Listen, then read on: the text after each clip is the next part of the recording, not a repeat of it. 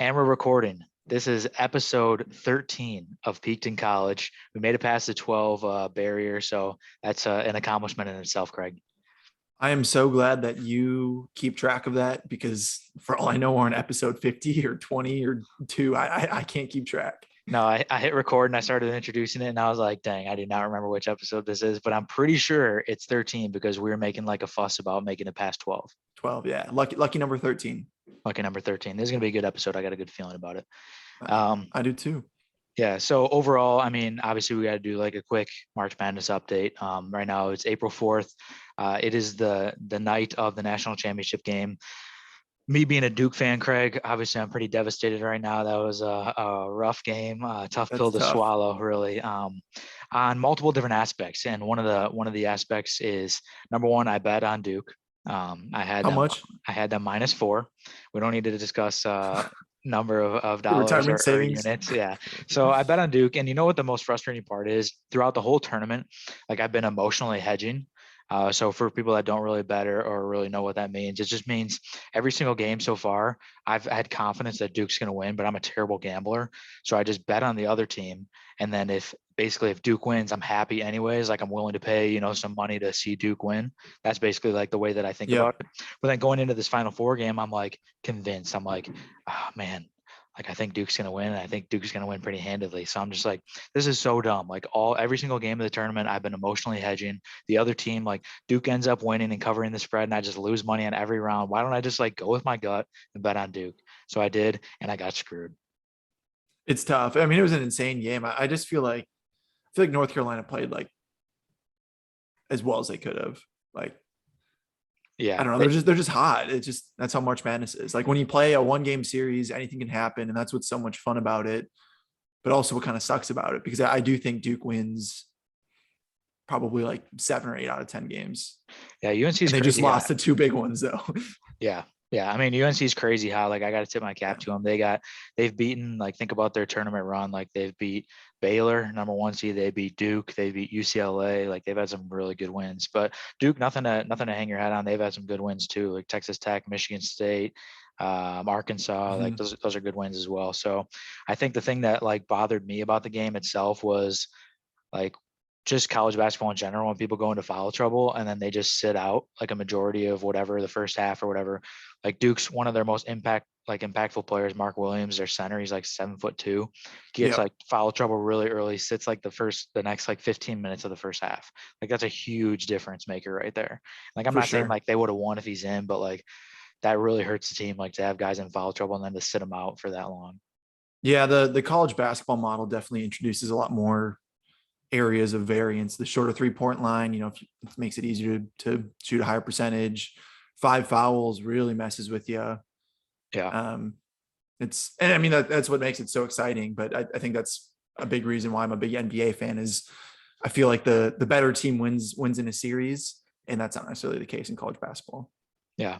And here's another thing that sucked about that loss is my bracket. I don't know how your bracket's doing, but I was in second place, down by basically like 10 points. So I'm right there, first and second. Like the guy in first place had Duke and Kansas in the championship, and I had Duke and Kansas in the championship, and he had Kansas winning it all, and I had Duke winning it all. So, Oh, so you had a path to win. and it's winner take all. So basically, once Duke lost, like all You're my out. hopes and dreams are gone. Yeah, that was devastating. Dang. So did you cry? Oh man, yeah, I was pretty close. I was getting choked up a little bit. Like it was tough. I always get really like emotionally invested in sports teams that I love and follow. So I was having a hard time with this one. The weird thing about this loss is a lot of the like Duke fans and Duke faithful are really like upset about Coach K's last game. Basically, like this was his farewell tour. But Yeah. to be honest, like I'm way more of a Duke fan than I am a Coach K fan. So Yeah. like I'm not that upset like that the Coach K era is over. If anything, I'm kind of excited that like the focus has shifted more towards the players. Because Yeah. that's why I watch. Like I like watching the players. I don't care about seeing Coach K like on the sideline or like hearing about his health problems that are made up or not. Like hearing about all the different things he does, going into the other team's locker rooms, giving them advice. Like he kind of seems a little scummy to me. So like I don't know, Coach K, great career, but good riddance. I'm ready for the John Shire era. For sure. I think people make way too big of a deal out of like a coaching change. Like obviously Coach K is hands down one of the 10 most successful coaches at every level. Um, and I guess I don't want to debate that, like, where he fits into that.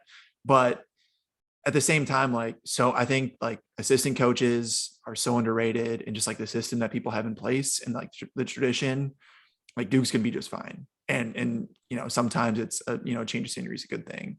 And I almost feel like too with these like really elite coaches, it comes a point where like you need a change of scenery. Like Popovich, like, yeah, I think Greg Popovich is still a really good coach, but like, would the Spurs be better off or worse off without him? Like, I think they'd be about the same. Here's the thing too with those kind of coaches is I think it puts a lot of pressure on the players. So Yeah. like even more so in college, like these are kids, these are like 18-year-old kids that are trying to like keep up Coach K's legacy and get him a championship in his last season. Like they should be playing and trying to do that stuff like for themselves, like Yeah, not to like make Coach K's image better. You know what I'm saying? So for I think sure. I think it'll be better for Duke, honestly, in the long run. Coach K will be missed, but they have actually the number one recruiting class going into next year. So I think they have like 4 top 25 recruits. So it should be a pretty good season next season. Yeah, yeah, and I guess that's kind of the main thing, especially with college basketball. It's about recruiting as much as it is on court X's and O's, and obviously Coach K was great at recruiting too. But it's different than the NBA, where you don't have to do as much player management and stuff like that. And now you got to work the transfer portal too. And I don't think Coach K really wanted to do that. Right. So Yeah, that's a that's a big good point. difference too. Transitioning over before I start complaining about other things, I think I should do a bright bulb of the week. This is an Yeah, yeah. old segment. I was actually driving home from work today, coming to do this show, and I got a bright bulb of the week inspiration. I saw, I guess it's kind of depressing, but it is my bright bulb.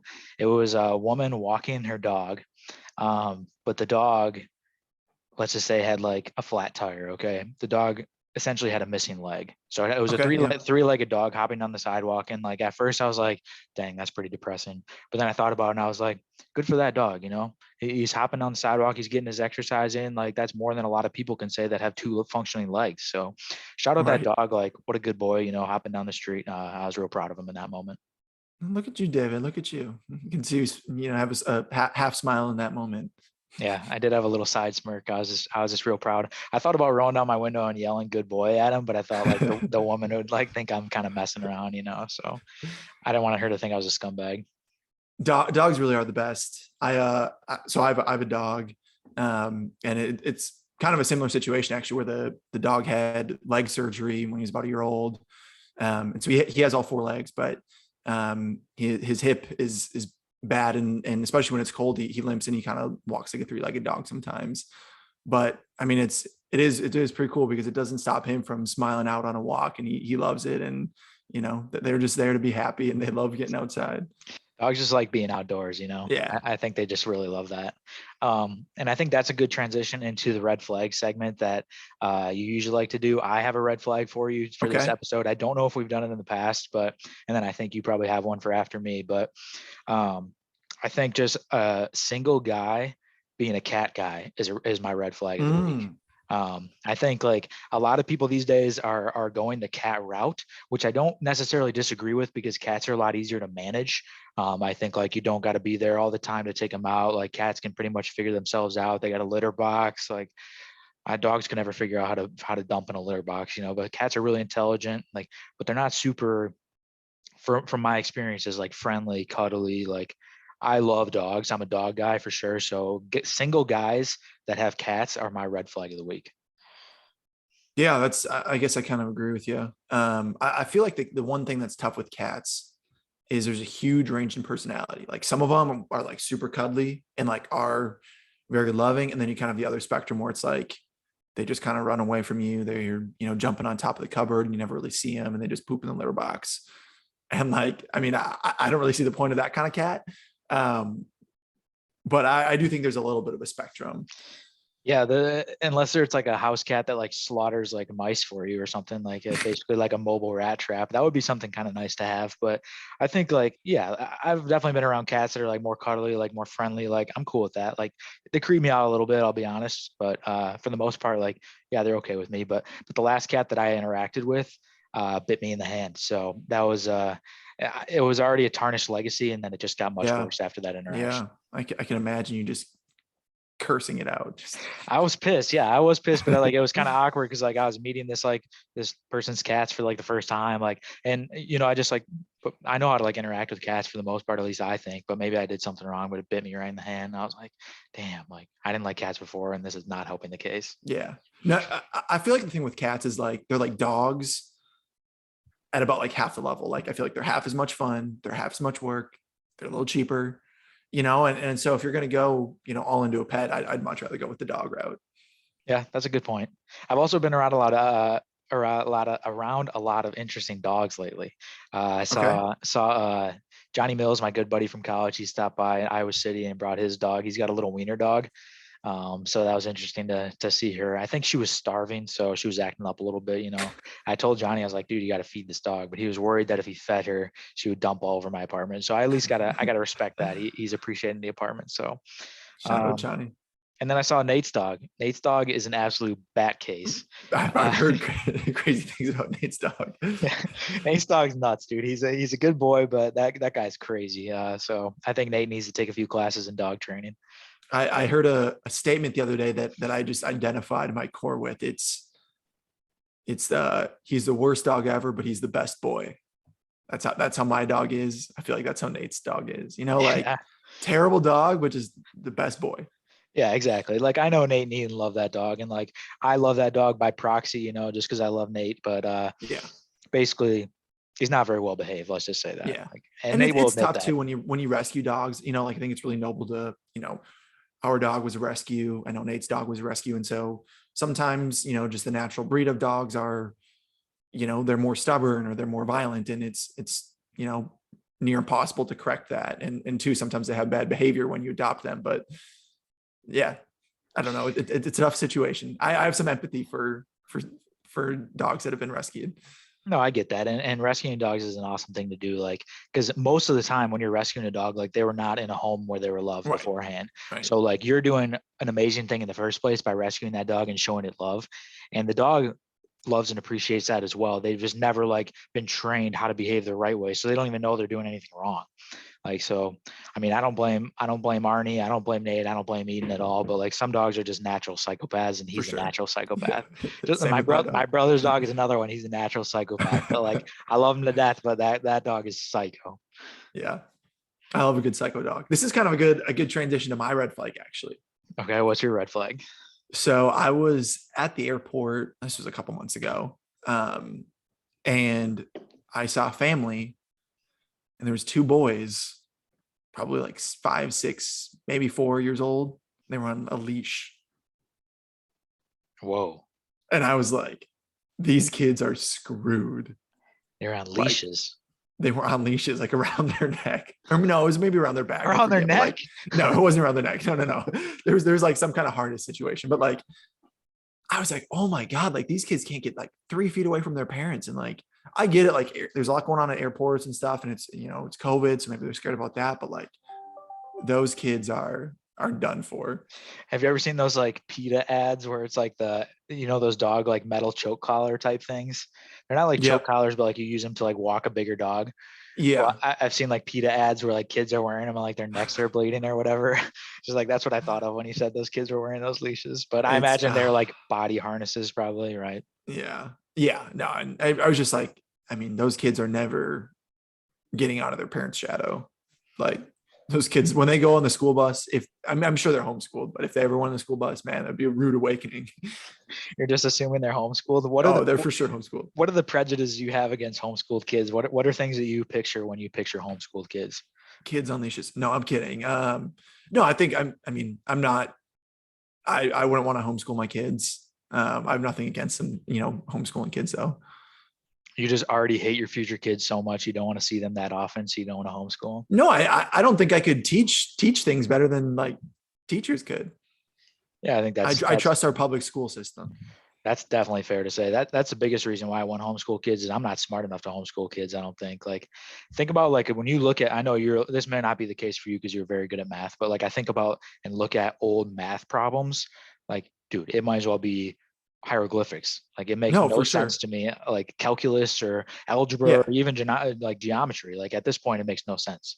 Right. Yeah. Like I do math for a living basically, but like I don't do like 8 times 13, I can't rattle that off like I used to be able to do, or like Yeah. geometry or even like grammar. Like, the stuff that used to be, super simple, like I have to relearn. And so, or There's even not history, like I don't remember much about history at all. Like there's that went not way over my head. there's not many things in this world that are as anxiety provoking as seeing like those multiplication tests. You remember those timed like 2 minute or 3 minute multiplication tests? I saw Yeah. someone brought it up on Twitter the other day. They like posted a screenshot of it and was like, I don't remember what the caption was, but I just like my heart started beating faster. Like I started sweating a little bit. My palms were really sweaty. I was like, oh my God, this is stressing me out.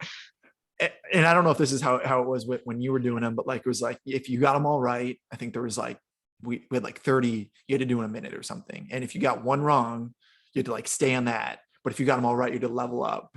And so like it was just the worst to get like one wrong. Yeah. And you're just a loser that's like on lesson one of the Yep, multiplication test. Yeah. exactly.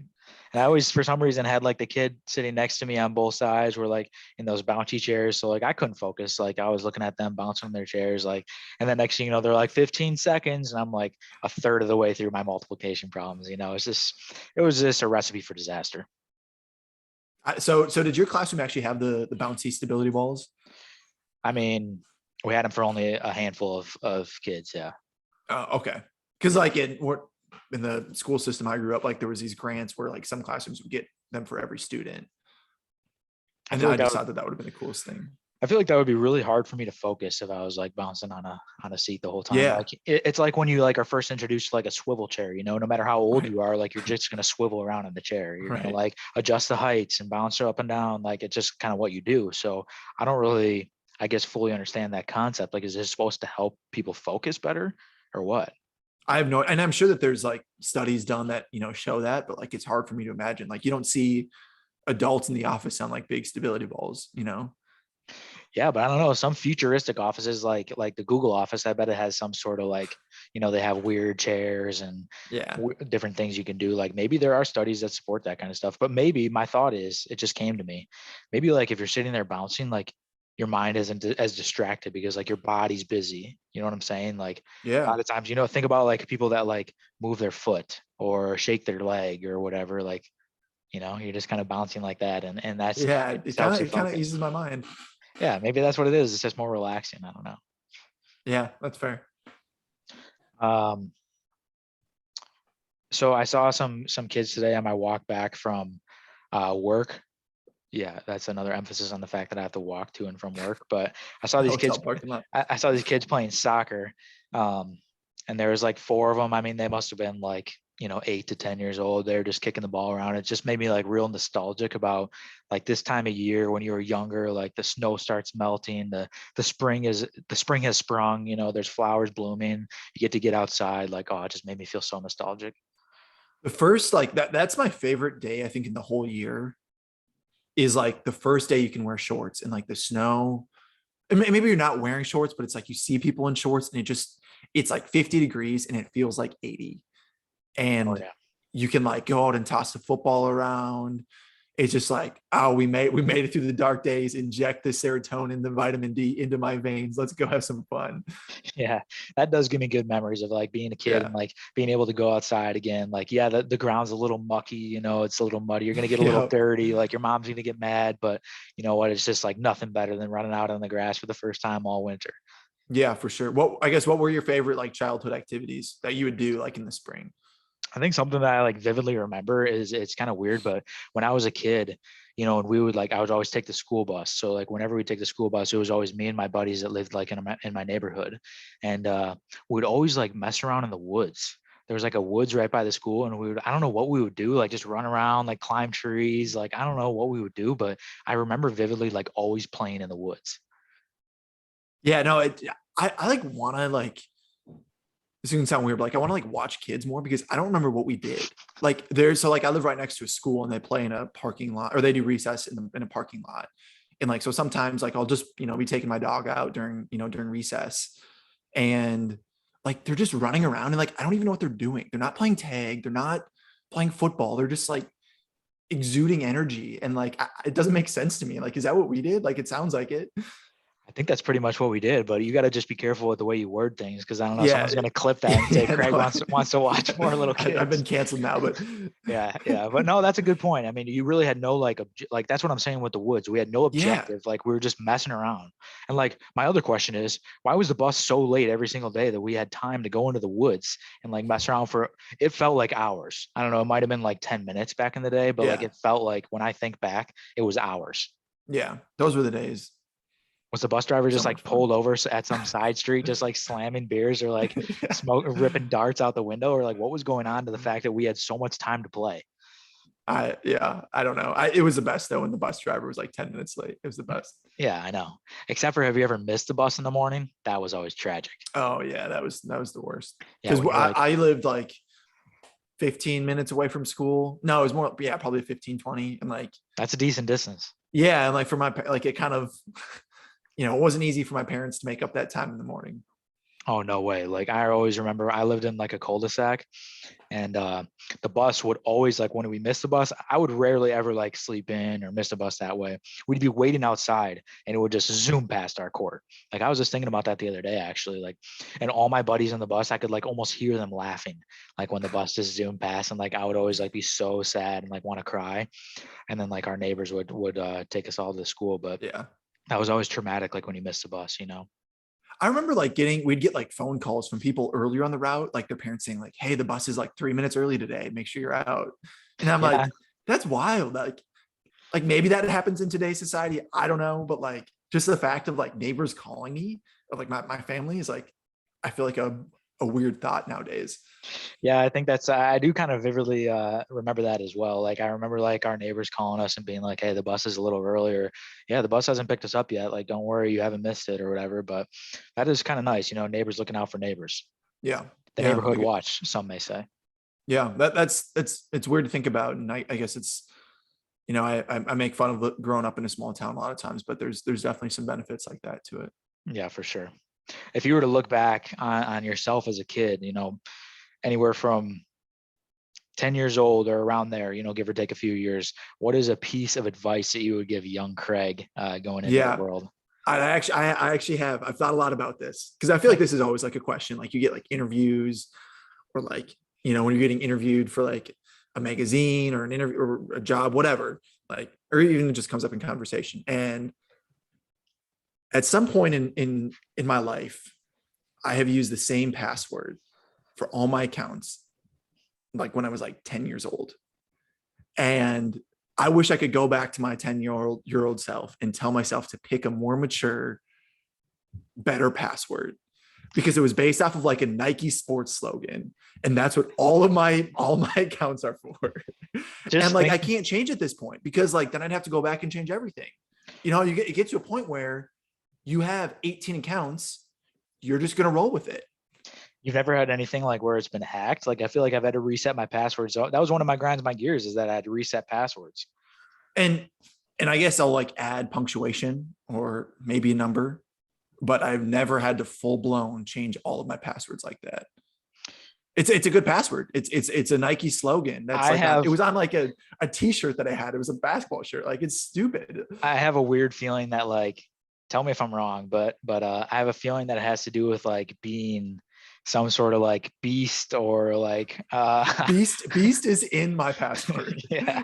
I remember that was a big Nike thing when we were growing up. I think I had one of Yeah. those beast shirts. Like I was the anti beast when I was a kid, like I was like 30 pounds. Like, yeah, I don't know. That Lean just in me. I could definitely see you being having beast in your No, password. my password has beast in it. I have all my passwords like written down in my phone. So if I get my phone stolen ever, like my whole identity's gone, just Yeah. vaporized. Same. That's the thing too. I was like filling out my taxes last night. You'd be proud of me. I'm doing my own taxes. Nicely done. Yeah, Shout out Nate. but it's definitely like a lot more work than like I really want to be doing. Like that's just another thing about being an adult is like I don't want to do taxes, dude. Like I got to the point, it was so frustrating last night. I got to the point like federal prison doesn't sound that bad is like what I was thinking. I was like, tax evasion, come on. Like the IRS really gonna find me? Come on. Like I'm such a Are, small piece of the world. are you gonna get money back though? Because then it's not as bad. I'm probably gonna get a little bit of money back. I was expecting Okay. to get a lot more. because I feel like I get so much taxes finessed out of my paycheck every year. And like this year, I thought I was going to get more because like now I'm making a little bit more money than I was like as a Yeah. student. And I was like, dang, I thought that like translated a bigger return, but thanks a lot, Joe. Joe Biden's finessing my taxes. Yeah, that's basically what it is. Like filling out taxes is just frustrating. It like makes you just be sad that you're an adult, and that's why I was so nostalgic about being a kid. I think like if I was to give advice to my younger self, if I were to look at younger David in the eyes and just be able to give him advice, first of all, I think he would be ashamed of just who I've become. Just like because Oh, same. younger David was probably like such a happy kid. I mean, I'll have to ask my parents, but like I feel like I've just grown to be more grumpy with age. I don't know what the world has done to me to make me more bitter, but I think I would just tell younger self to grow up and just be happy, appreciate, the people and the times that you have in life. Like not to get deep or sappy, but it's like you think back on good moments in life and like you definitely did not appreciate those moments in the time. Now you look No. back and you're like, dang, that was fun. Like being a kid was fun, relays was fun, college was fun, like whatever it might be. You like look back on positive things and smile, but it's like in the moment you did not appreciate it. We didn't realize we'd peaked. Yeah, we didn't realize when we peaked, and like It's only just downhill. just always think that you're peaking and like enjoy it while you can. That's probably my advice. Interesting. That's deep. Would you say it's good advice? Yeah, that's good advice. That's good advice. Yeah, I think David now would be a lot happier if younger David had received that advice. Yeah, I've definitely taken like a shift in my mindset over the past like few years. Shout out Alex Albaugh. He's helped me with my mindset for sure. Like just being more positive affirmations. Like I think it helps like your total life experience just trying to have a positive mindset and like a positive outlook on different things you're going through and just yourself in general. Like I think it really does help. Yeah, yeah, for sure. Alex is a one to make you question your outlook. So it's always fun to do those thought experiments. Would you say that you've noticed a change in my mindset since we used to do the radio show in No, person? no, you're just grumpy. Just no, I feel like the number of grinds your gears, whether that's because you've just expressed all of them, but I do feel like it's gone down. Okay, that's good to hear. Yeah. Um, well, that's a good transition into my grinds my gears this week. I just want to. It's a quick one. Like I just wanted to say it. I think we may or may not have talked about it before, but it just every time I go to a store, when I see people that like are grocery cart scumbags, I call them. They just like launch their grocery cart anywhere random. They can't put it back into like the thing. I don't know what are those things called that you put the grocery carts back The into. docking station. Yeah, I don't A know. docking station, whatever it might Whatever. be. Like they just push them wherever they want. Like those people are scumbags, and that grinds my Yeah. gears. It's not hard to put it back. No, I think that's like a social experiment. Actually, I've seen that somewhere on like on Facebook Yep. or Twitter where it's like people, if you cannot put your grocery cart back, it takes like an extra 30 seconds. And like to me, I think about, okay, it's much easier for me to just like push this anywhere I want. But then like it gets in the way of a parking spot. It like makes some poor high school kid or whoever's working at that grocery store like go out of their way to grab it, push it into the other carts. Like if I go to a grocery store, not only am I going to push that cart into the thing, but like if it's like high V and there's two separate like sides of two different size carts, I'll rearrange them so that they're together in like the right sizes. Cause like I used to work in high V, like I get it. Like my buddies used to have to go rearrange those things. Like that's not fair for people to have to do that. I know it's their job, but it takes an extra 30 seconds to push I it don't in. get paid enough. I mean, yeah, it's integrity, David. Yeah, it's integrity. So like have Look some at better you. integrity. Like that's my grinds, my gears of the week. That's a good one. I Thanks. agree. Thanks. What else you got today? Or do you want to transition and do top three today? We can do top three. All right, let's transition. Our top three today. So shout out the Tampa Bay Rays. I got my Tampa Bay Rays gear on today. It's opening week. Basically, like multiple teams are having their opening day, opening series this week. I love baseball. I love MLB. I'm so happy it's back. I'm so happy the lockdown is over. The Rays debut on Friday at home against the Orioles. Hopefully we can take that series and sweep it. But anyways, our top three today is basically in that same theme. We're going to do top three ballpark stadium foods. So we've done Super Bowl foods is a little bit similar, but a different twist on it. When you go to the ballpark, when you're going to a baseball game, no matter what the level, what are your top three ballpark foods? Start with number three, Craig. I think number three has got to be hot dogs. I love a good hot dog, especially like, I love being able to load it up with, some mustard, some onions, some relish, some ketchup, that side, island. I love a good hot dog. Yeah, I mean, that's a great number three. I'm excited to see what your 2 and 1 are, because that's a really solid one right there. Ballpark dog. For some reason, like ballpark hot dogs taste better than any hot dogs I've ever eaten. Yeah, they're insane. I don't know what the deal is. Like, I don't know if that rotisserie little thing that they have like at gas stations, like, why is it so good at a ballpark? I don't get it. Right. It's just the vibes. It's just meant to eat a dog at the park.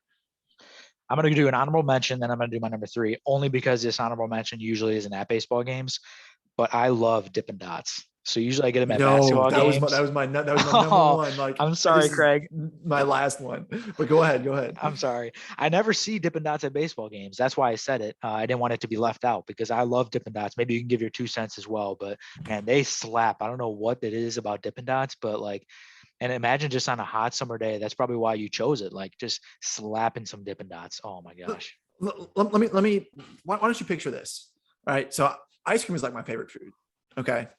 Of So course. whose idea was it to like let's serve ice cream at twice the cost and half the volume and make it into fun little circles and we're going to sell that to everyone and it's going to go crazy. Like why? Like I'd much rather just have a bowl of ice cream where it's cheaper and I get more of it and it's the same thing. Yeah, but it obviously worked because both of you and I are talking about having it in our top three of how good Dippin' Dots are. No, no, no, no. It's like my bottom, the stating food that I despise. What? I thought you said it Yeah, I was going to be just your number one that you love. no. It's the one that was. I know it's like the bottom of my list. Oh, what a plot twist. What a plot Yeah. twist. I No, thought you were sorry. agreeing. No, I no, thought, no. This is I could not disagree more. oh my I hate God, Dippin' dude. Dots. Dippin' Dots slap. I do agree the financial situation of Dippin' Dots is absurd. Like the fact that they are always in like this size of cup and you're always like, you get like 2 scoops out of it and then it's out. It's like, And even the scoops are because they're all cylinder or spheres. You're missing out on volume. oh yeah, definitely. Like the volume return on it is terrible. Like I completely agree that the Dippin' Dot financial situation is just not fair. The fact that you have to also spend like $10 on like a little tiny cup of them is just absurd to me. But okay, well that's really interesting. I thought Yeah. you were saying that you loved them. No, nope. Pretend I'm on the Shark Tank.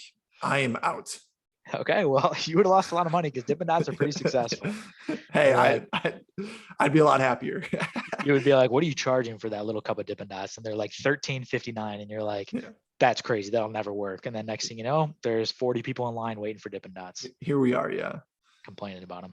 But okay, then I feel kind of guilty about this because I have a feeling it's going to be on your 1 or 2. But my number three has got to be like a souvenir helmet with soft serve ice cream in there.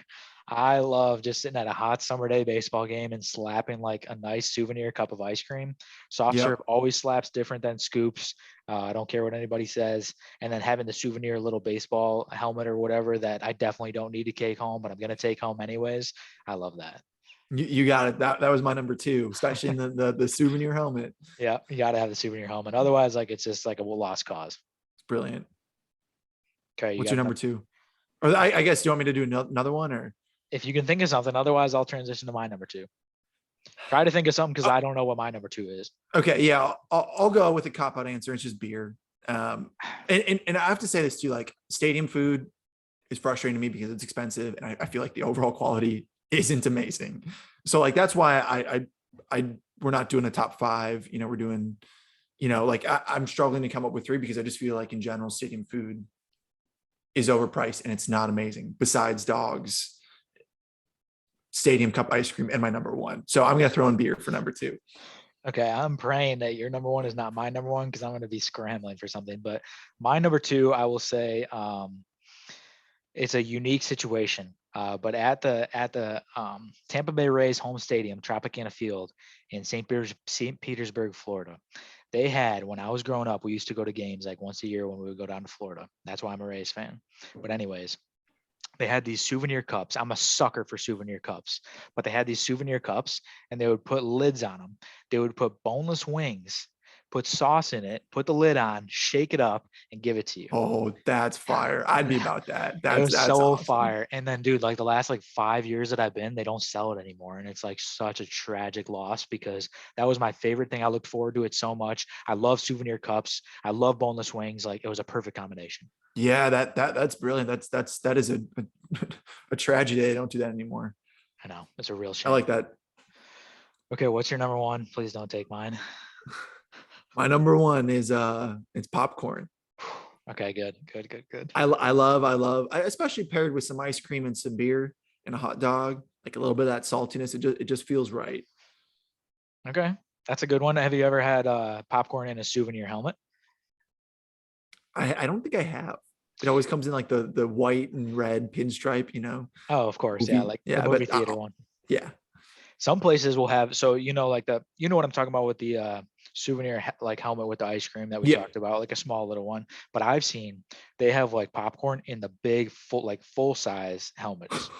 So you get to take those bad boys home, and that's always a steal. Sometimes, like when I was younger, I would even like look around like in the aisles to see if somebody left theirs, and I would take it and wash it and take it home. Just for like, I don't know why. I probably don't have them anymore. I probably threw them out like when I got home, but like those things are awesome. Yeah, I'll have to keep my eye out for those. Yeah, keep your eyes out. Just look through the aisles when you're walking out. I will. But my number one is honey roasted cashews. Oh, that's good. That's good. Yeah, I love honey roasted nuts and the honey roasted cashews, especially like just the smell of them when you have the warm cashews in your hands. Like they just taste so good. The honey roasted is amazing. It's just a perfect combination. Yeah, no, I agree with that. Especially, I mean, I love mixing sweet and salty, especially when it's like nice and hot out. So Oh yeah, mix that with some popcorn. Yeah, pairing them with popcorn, a nice cold beer, like you really can't yeah, beat it. yeah. Oh man, I'm excited for baseball. I don't even like baseball, but I'm excited to go to to Cubs games and just be outside. That's the thing too. Like even if you don't like baseball, going to baseball games is so fun. I don't know. Yeah, Maybe just because I love baseball, but like most people will say they like to go to games. Like yeah, for the atmosphere, the food, like it's a good time. exactly, Take for me out to sure. the ball game, a seventh inning stretch, like people love it. Yeah, I'm really glad you didn't say Cracker Jack or Jacks, one of yeah Cracker Cracker Jacks, Jacks. Yeah, I'm not a big Cracker Jacks guy. Like they're overrated. it's one of the famous songs of baseball history, and they're super overrated. No, I'll take popcorn all day over them. I agree. Popcorn. Are you a kettle corn guy? Yeah, sometimes it depends on the mood, but not as frequently. But I do dabble. How about you? I love kettle corn. I definitely Yeah. would prefer kettle corn over regular corn. Okay. But yeah, I'm a big kettle corn guy. But they don't really sell like that at baseball games. It's mostly just butter popcorn. Yeah. I love that they like douse it in butter. It's like movie Oh, theater popcorn. it's the best. Yeah. So I good know. for us too. Yeah, you should like take your blood sugar like before you go into the stadium, and then once you go out and just see the drastic difference. And if Hot you dog, can, beer, Dippin' Dots, and yeah, popcorn. if you can get like a certain blood sugar, you should get like a free souvenir, like as you walk out. It just shows that you were like a loyal customer, and you bought Yeah. the sweets. After spending $2,000, Yeah, they're expensive these days, baseball games. they are. All right, buddy. Well, why don't we wrap it up? It was a good short episode for today. I say Yeah. next episode we try to do. I got a couple things planned. I guess we won't really drop those plans yet, but we'll be in touch. You and I during our weekly meetings. We'll talk about things and see what the plan is going forward. But give us a couple weeks. We'll get some more content out there for you guys. Yeah. Big episode 1-4 coming. Thanks, David. Biggest episode 1-4. Thanks, Craig. All right, this is episode 13 of Peaked in College. Thanks for listening. All right. Peace out.